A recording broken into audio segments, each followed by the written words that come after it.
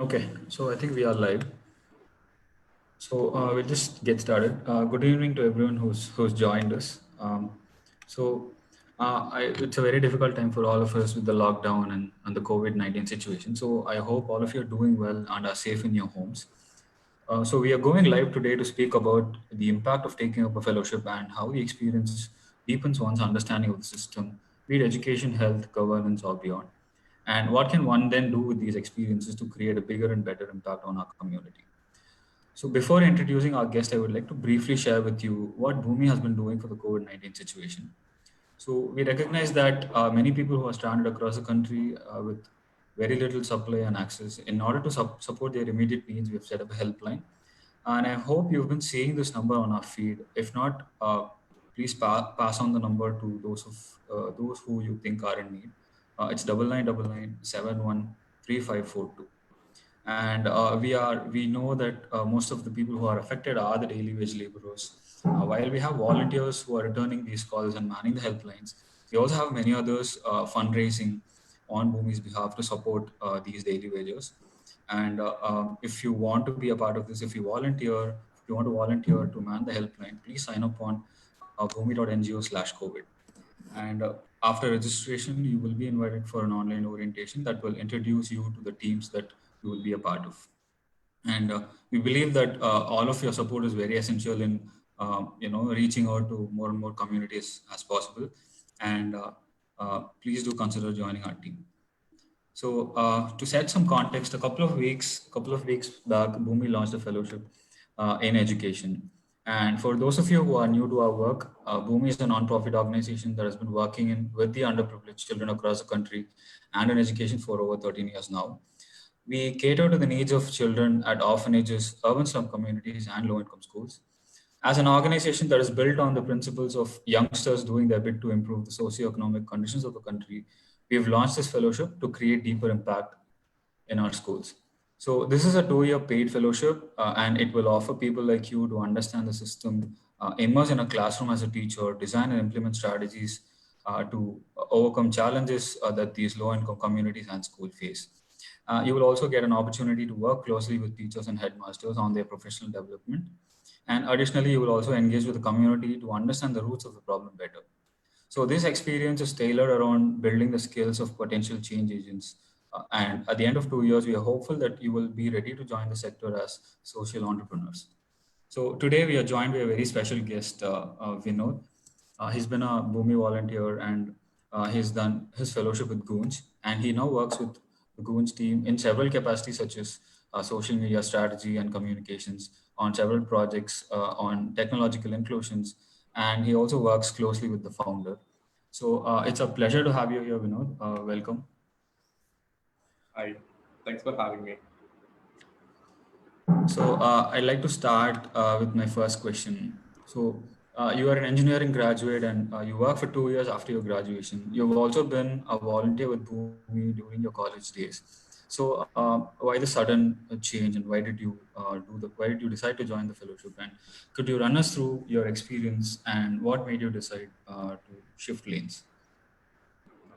First of all, I'm so happy to join here in front of you all, and especially right now, thanks for the opportunity also to brushing up my memories with my fellowship. So again, sitting this side for the first time. So this is my first time on a Zoom call like this. I have also jotted down some important pointers that I don't want to miss. So talking about my experience with the fellowship, I think the thought of giving back to the society started with me since my school days. I think it all started. I mean, what I can remember is it all started with my 12th standard when I studied global warming and greenhouse effect. I used to wonder at that time, okay, this is such a huge issue. Why no one's talking about it? So then, it started like that. After my schooling, I wanted to do something about it. So I planted 400 trees in my village about it. Then after entering the college, during my Sunday is an off. Sorry, it's a holiday for me. So then I got to know about Bhumi. I volunteered my Sundays there, teaching. Again, I didn't have any particular focus of, okay, this is what I want to focus on like that. So I started teaching children, and I think that is how it started. Into the developmental sector without knowing that I'm part of the development sector. Then I got an opportunity to hop in the train of Jagrati Yatra. So Jagrati Yatra was a beginning of everything, I would say. Again, I really had no idea a sector like social, the development sector existed. So while meeting the whole lot of like-minded people and new friends, they gave me a confidence that okay, there is an entire sector, like this, is already being in place, and you can also create a career out of it. So it's not that I hate my engineering job. I still love my engineering job, but I feel that my presence here matters a lot because my focus was what can I do as an engineer at this spot.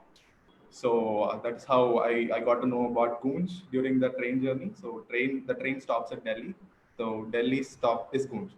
So and again, Goon's ideology went so much parallel to my own beliefs. Like being frugal, recycling, and respect the person, touching upon the person's dignity and things like that. And one suddenly I was scrolling on my social media, the Goonj fellowship thing popped out. I thought, okay, I have to do it. Then I applied and I got selected. Yeah, at that time I quit my engineering job also. It was a good coincidence, and I came here. Thank you so much for sharing. I think it's been very gradual for you since school, But and you've been able to come to this place. So as part of your fellowship, you must have worked with a lot of communities and on ground. So, what are some things? What are some challenges that you faced, and what are some things that you learned as part of your fellowship that you were not familiar with before? well, there were so many things. So, I'm the one who started my schooling, colleges, even my first job in Tamil Nadu itself. I really didn't have any, need or any chance of going out of my state. I had plans to go abroad for my job, but again, through my fellowship, I was given a very good new exposure of, I was made to live, survive in Northern India for the first time. So that was the very big thing for me. And in terms of challenges, I would say, and again, the language barrier, that is number one, because Hindi was not at all in my radar, even in my school. I didn't study Hindi there. And secondly, I come from Tamil Nadu, okay? So our place is not that even if there is a winter, we don't even look for a bed sheet or a blanket, right?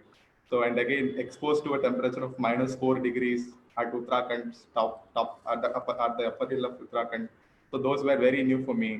And again, the food, the understanding the diversity of our country. Again, part of my fellowship, I used to travel to and fro to multiple parts of the country, Uttarakhand, Rajasthan, Delhi. I also came back to Tamil Nadu. And again, the language was the biggest issue for me because people around me, my friends, I love them. They love me. We really want to get into so much interesting conversations and all, but you don't know the language. I know that sucks. That sucks a lot. So that was my challenges. Right, right. So, as part of your fellowship, could talk a little bit about what are the projects that you worked on, and how did you overcome these personal challenges that you faced also, and how were you able to do the fellowship and make sure that you had a seamless experience? Hmm. So touching upon the projects, my fellowship was divided into urban and rural phases. So in the urban part, I was placed in our Delhi office. So over there, again, Goonj Fellowship is very unique that the fellows will be involved in the process itself, like the organizational structure, the organizational process. So I got to work on multiple pan India campaigns like Danutsav, and Goon's approach of Danutsav is very different, and we have to coordinate with the thousands of volunteers just for a week, and how the communication happens, how the decisions are being made. So those ground level experiences in the urban part. And again, I also travel to multiple places, to some schools, colleges, talking about our educational initiative, and that gave me a very good exposure. And second was the rural part again. My team members were there. So they were the biggest support for me. They were just a WhatsApp text away. They were just a phone call away. And they accompanied me with a friend, who knows the language and all. So she was really helpful for me, and that's how I kind of overcame and kind of understood how the thing works. And I also got opportunity to put my ideas, my thoughts on paper. Yeah. Okay. And what would you say your key learnings are as part of these experiences? And Key learnings. Actually, there are many, I will say. Uh, well, in terms of skills, I will say probably the public speaking like this, like in a public forum. So that is one good thing. And again, understanding the diversity of the country. So again, again in my team itself, we had friends all over the country.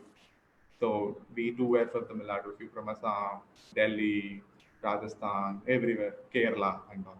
So and again, that really gave me a very new perspective of how I should take my life, how I should see things, and again in terms of skills, and I also got to know how an organization works, especially getting dive deeper into the business model canvas. What is the value proposition? What how is the cost and how's the revenue model works? Who are all our customers? Who are all our partners? And all those things. Yeah. okay. Yeah, thank you so much for sharing. I think uh, the opportunity that you got to work, in the decision-making process, I think that's a really great thing. And so during your fellowship also, you've had the opportunity to work in both urban and rural settings. So what would you say are some of the stark differences that you observed in both urban and rural setting, and what are some of the problems that you identified? So again, I think the urban versus rural. I think it's all about the unlearning process, the prejudice of the thoughts of how a rural area will be, how the urban area will be. Most of us, we used to have multiple notions that okay, we talk about village, it's about poverty, people being poor, illiterate. That's what the typical mindset for everyone comes, but that's not the truth everywhere. So again, that was a very good thing for me. And again, there are so many other realizations also. I went to a field in the field visit. I went to a village, not a village in Kanchipuram district. I visited few villages. Over there, one surprisingly, I noticed one thing is we ended up in a village. That village has only one bus coming twice in a day, like in the morning and the evening. And probably in a family, the husband used to go for a job. He has to migrate to Chennai or to Andhra Pradesh for a job, and he won't have a job like throughout the year. He will work for 3 months. He will work for next 5 months like that, and rest of the time their family relies on that 100 days NREGA work. So that was Right. their main income. So in a village like that, when I happened to talk with her mom, when I was asking her like, how do you see your child in the future? What are your dreams about your children's education? She said that they had very high dreams of their children, saying that I met a woman that she said that her daughter should be a pilot. I was wondering like how did you know about a pilot, and because the situation I heard like they don't have much exposure out of their home, probably not out of their village. But what the interesting finding was it came through the color TV that was given by the government. So they watch the TV, the news, and everything that comes on the TV, and through that they have envisioned that this is what my daughter is going to be. She will not be like me. So they have started taking loans for their daughter for the class of LKG itself. Okay. So it's just LKG. Now she has to become a pilot, and we know that they will take loans till he finish her college. And that was a very very we used to complain that government is giving freebies, and it's just making people lazy and all. But this was a very good realization for me. So I mean, there are so many experiences like that. Thank you so much for sharing. I think there are a lot of misconceptions, and through these kinds of fellowship and social work, I think most of these get broken. So thank you for sharing your experience. And so when you talk about So you initially volunteered with Bhumi. So one of the questions to you here from the audience is, why did you choose to volunteer with Bhumi? And my follow-up question to you is your experience with Bhumi, being a center coordinator, working with shelter homes, and then doing a fellowship, right? Doing a fellowship. How did your perspective change through this process as a volunteer and as a fellow? Okay, so my volunteering with Bhumi, never really expected that I would end up volunteering like this, and I was part of my college Rotary Club. So I attended an event called Rotaract Youth Leadership Awards at Pondicherry. So I got to know Bhumi through a friend there. So she was a volunteer in Trichy. So she introduced me with Bhumi, like this is the organization, and I really got intrigued. Okay, it's only Sunday. I can do something for that. And again, it's just an hour travel from my college hostel to Trichy actually. So that's how it started. And again, I think volunteering with Bhumi has really taught me a lot in terms of, again, I chose Lakshya. So Lakshya is the project which teaches discipline, teaching life skills and things like that.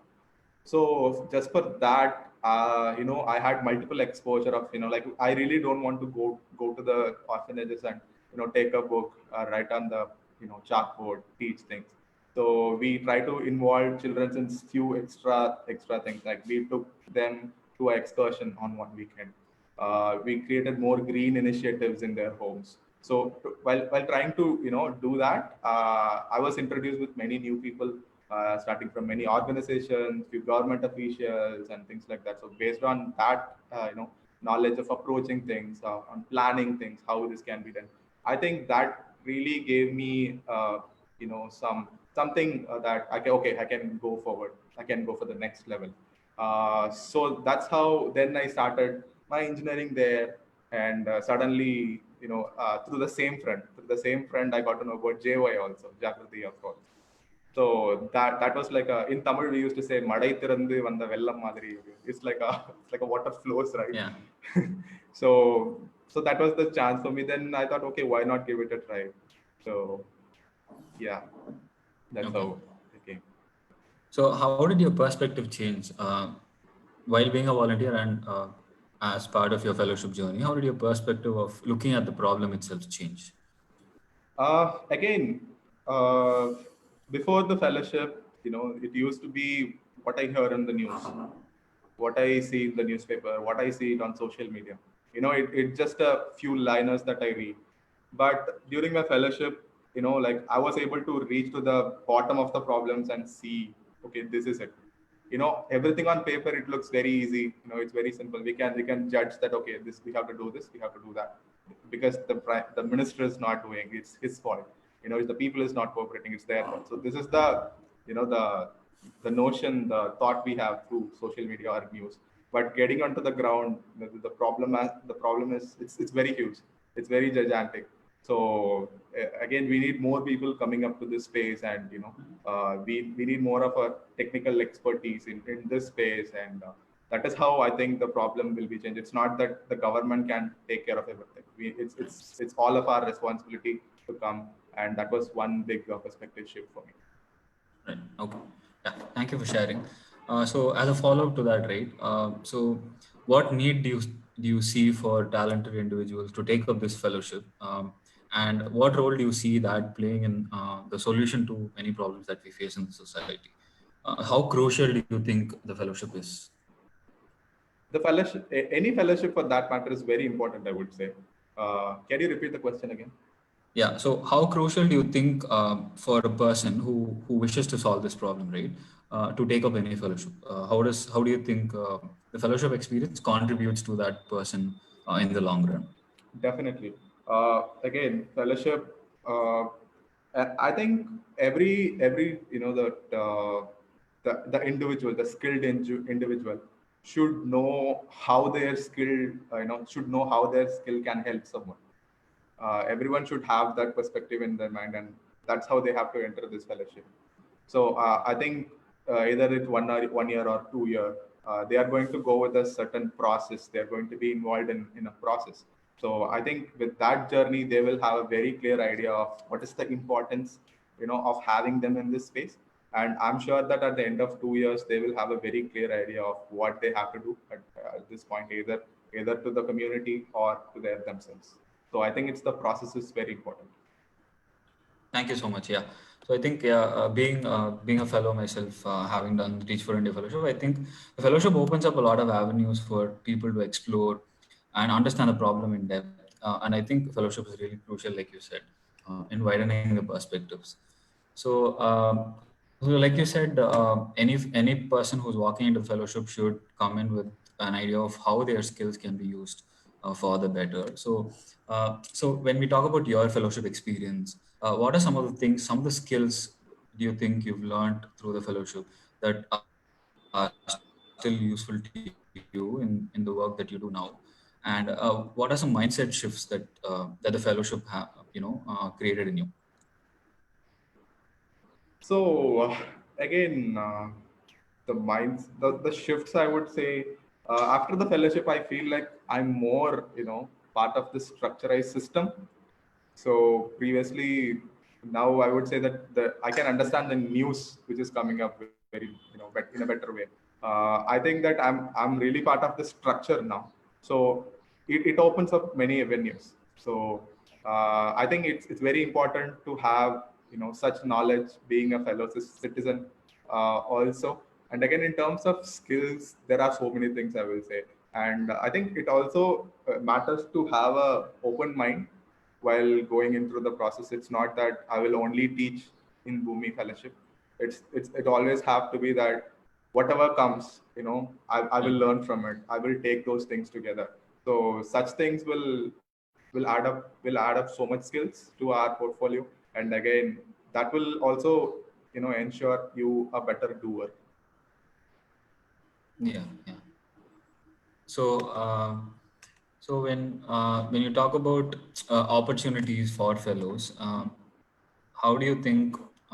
So there are certain misconceptions. Social sector may not be stable, so you may not be able to build a career in social sector. So, in terms of opportunities after a fellowship, what kind of opportunities do you think the fellows can look forward to when they do any kind of fellowship, for that matter? And could you share a little bit about your experience when you finished the fellowship? What are some things that were available to you, and what guided you to make a choice of staying with Gunj itself? Okay. So the whoever enters the fellowship space should consider it as an experimental uh, time or the space. You know, by getting into this process, you will be stretched into every corners, and you will be ready to change your perspectives also. You should be ready to accept new things also. By doing that, you will definitely get into some corner. You will get into some decision that you will make. And again, I won't agree that social sector people can't survive. It's not like that. I think it all boils down to that person, that individual also, what they have done to the sector. I think social sector is very flexible in a way that you can start an initiative and you can lead that. So I don't know. Comparatively, I feel like development sector has more opportunities for that. Especially the fellowship is not something the fellow is going to learn about it. Again, the organization is also going to learn something from those fellows. So that opens up many avenues as well, because the fellows are someone very very different, very unique, very special. They are entering an organization with multiple backgrounds. It's not like a typical job they do. So they come with fresh minds.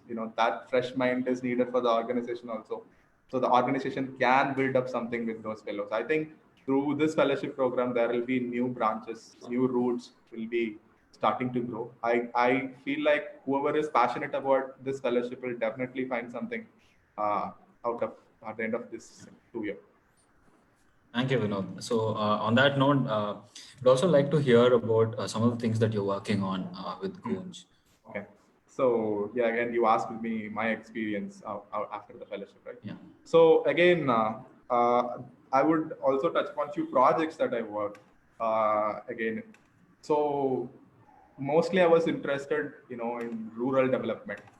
So again, I also got an opportunity to initiate few activities, few rural developmental activities in the Tiruthurai that region. So again, I got an opportunity to do a mass cleaning drive in that area, where people came up and revived their ponds, revived their canals, and making their water bodies ready for the next monsoon. And we also motivated the school uh, children's parents. They came to the school and we motivated them to make their own kitchen gardens in their school, so that every Anganwadi gets good vegetables from their gardens itself. So such kind of projects that I was working on. And again, I also got an opportunity to team up with few experts on the carbon credit market. So to understand how the whole carbon market works, what is carbon certification. I also worked on bringing a few carbon certifications for Goonj. And again, at the end of again 1 year was just like that. It just went so many. It's so fast actually. But at the end of the year, I was in my hands. There were so many things that I initiated. There were so many things which I love. But suddenly after that year, no, after the convocation, those things are no more. So I ended up in a situation like that. So I thought like, okay, I should stay here for a while. Maybe just go along with the process which I was already part of. So again, Goonj was also opening opportunities for fellows. So and I gave an interview, and most of our fellows stayed back in Goonj. Again, few of our fellows, they already had a profession.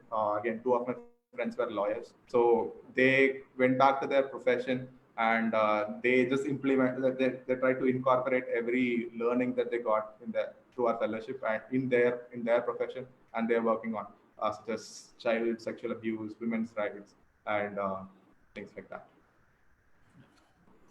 Yeah, thank you so much, Vinod. And so I'd also like to extend from your responses, right? So as part of your fellowship, you've been working in rural areas. As part of Yatra, you must have visited a lot of rural areas, right? So my question to you is, in our rural setting, do you think there are enough social professionals working towards social change, or how do you think the problem is in rural, versus urban? If you look at cities like Delhi or cities like Chennai, there are several people working in the sector. So, how crucial do you think we have more people in, places like Trichy, Madurai, and other districts of Tamil Nadu? And how do you think, how do you think this is going to contribute? Okay. So I guess going back to the rural, I think in rural India, that is the reality of our country. In cities we have so much privileges that even if we want to go to a place, we can take a Ola or a Uber. We have metros. We can take a bus. We can take a cab, things like that. But even for the navigation part, it's kind of it is a bit challenging over there. And again, I think I would request everyone to see these as opportunities, what you can do to these places. I know a bunch of engineers who are.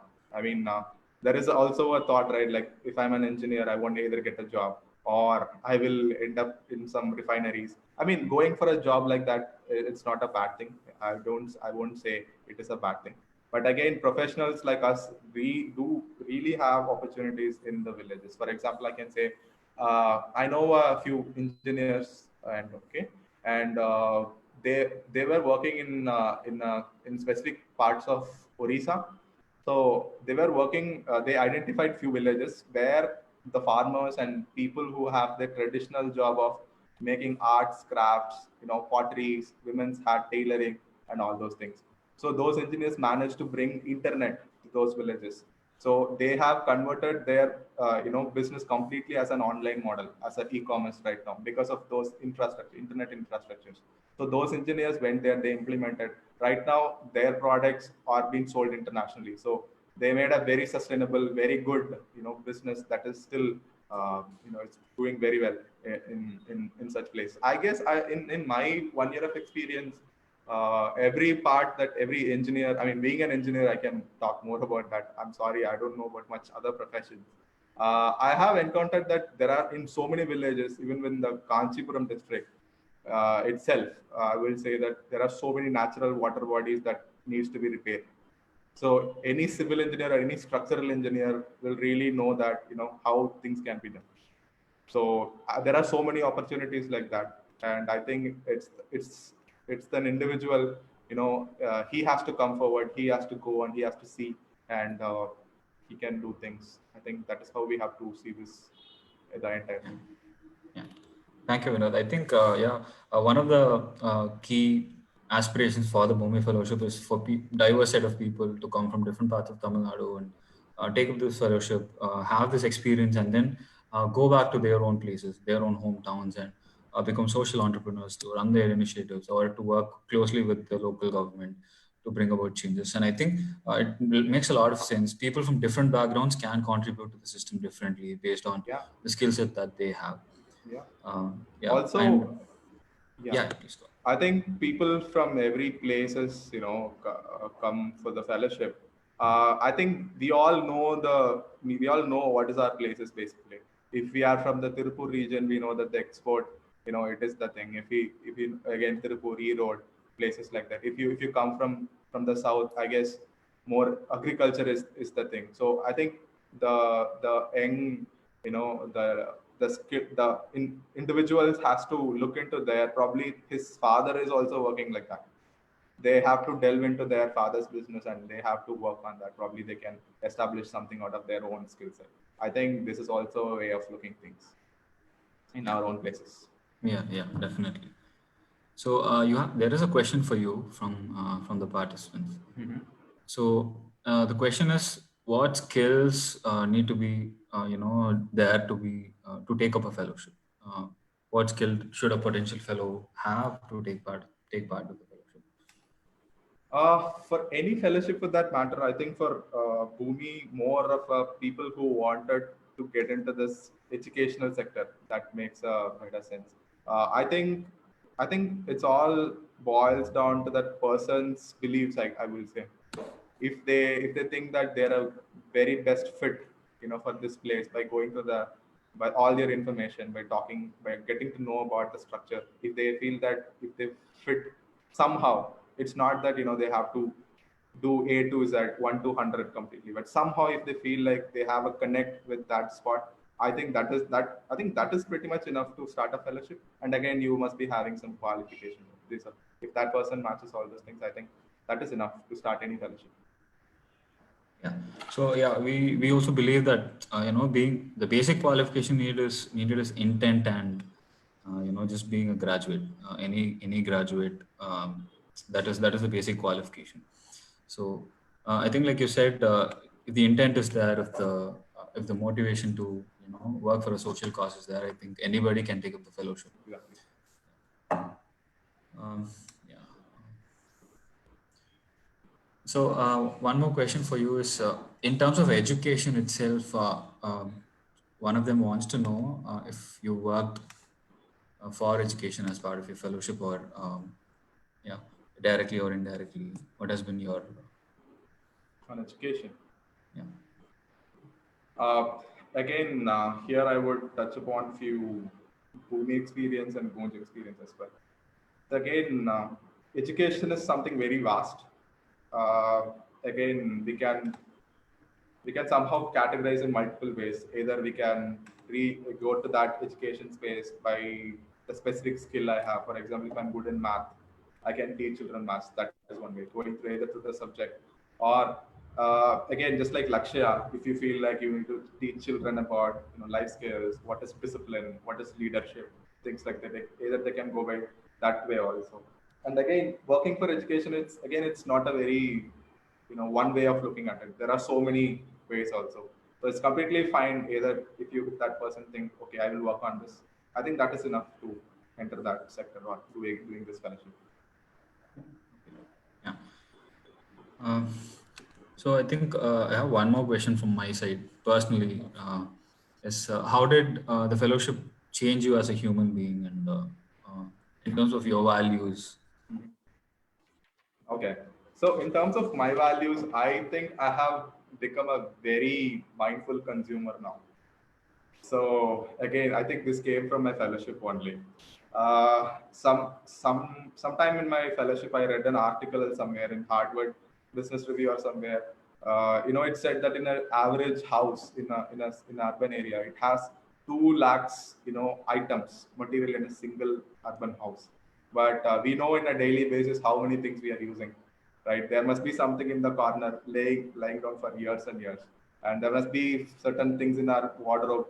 The dresses I'm saying, we don't wear it at all. So, and again, I think we are the huge contributors for the landfills. So again, landfills are nothing but the pits which was dug to put the garbage. Now it has built up into huge mountains in the cities. So I think we are the very first contributors for that. Well, Goons is working on mostly the logistics, and they channelize this material to the rural India. And I really understood the value of every possessions I hold. And up to in my fellowship, it was just a single backpack. I lived in a backpack. So again, living very frugally, living with 4 pairs of dress and 2 shoes, living with basic toiletries. That really taught me that I can survive even with the basic things. I really don't need so many things, and that was one learning. And apart from that, I can empathize most of the neglected communities in our country. I will say, for example, the transgenders. For example, the daily wagers, the daily workers, especially the guys who pull the carts in our streets selling vegetables, bangles. Now I can understand their lifestyle. I can empathize them very well, especially the migrant workers who you can see in every Adayar Ananda Bhavan and Sarana Bhavan these days, right? Yeah, I thought of doing something for them, and part of Goons, and I'm working for the migrants now. So I think I've become a very mindful human being right now, and yeah, I know at least I have a good image of this country right now, and now I understand the news better. I think it's a really amazing perspective, right? To be able to empathize with others and understand where they come from, and also being able to look at the country in a different aspect. Uh, like you talked about policymakers. How are we looking at policymakers? How are we looking at the government itself, right? So I think that's a really valuable perspective for us to take away. So there's another question by one of the attendants. So they're asking, how will joining a fellowship help my future? I think it's a kind of a broad question. If you could, yeah. So again, as I already stressed, stressing it again. The process is very important. I think either if there is a goal in the fellowship that you will be doing this, I think we shouldn't be focusing only at the end result. It's all about the process. It's all about the people you meet. It's all about what you do in the middle. I think taking all these things seriously will open up so much opportunities, at least in a professional way, at least in a personal way. At the end of the fellowship, that person will have a very clear mindset. Okay, this is what I'm going to do at the end of any fellowship. Yeah, I think it works. I mean, trust the process. That's how it works. Yeah, thank you, Vinod. So personally, also I believe that the fellowship equips you with several skills, and it also gives you a lot of clarity on what is it you want to do in the long run. So I think to answer that the person's question, it will really help you both personally and professionally. So so we've come to the end of the webinar. It's almost 5:45. So so thank you for joining us. We know it was really good listening to your perspectives, and Thank you. good to have you here. I think we hope to continue the association with the cohort of fellows that we'll be onboarding as well. Sure, definitely. And those of you who've joined us, to know more about the fellowship, please visit fellowship.bhumi.ngo. The third deadline for application is May 15, so you can still go and apply to the fellowship. So I would urge all of you to go and visit the website. And also, if you want to join our initiative against to support the marginalized communities in COVID relief, please also visit the website movie.ngo/COVID to register as a volunteer and help. So yeah, all help is appreciated, and we look forward to many of you applying to the fellowship and joining the movement. So yeah, thank you all for joining us, and thank you so much, Vinod. It's Thank a you. pleasure talking to you. Thanks again, Dr. Prahladan, Vaishnavi, and again Lokeshwaran for this opportunity. Thank you so much. Thank you so much.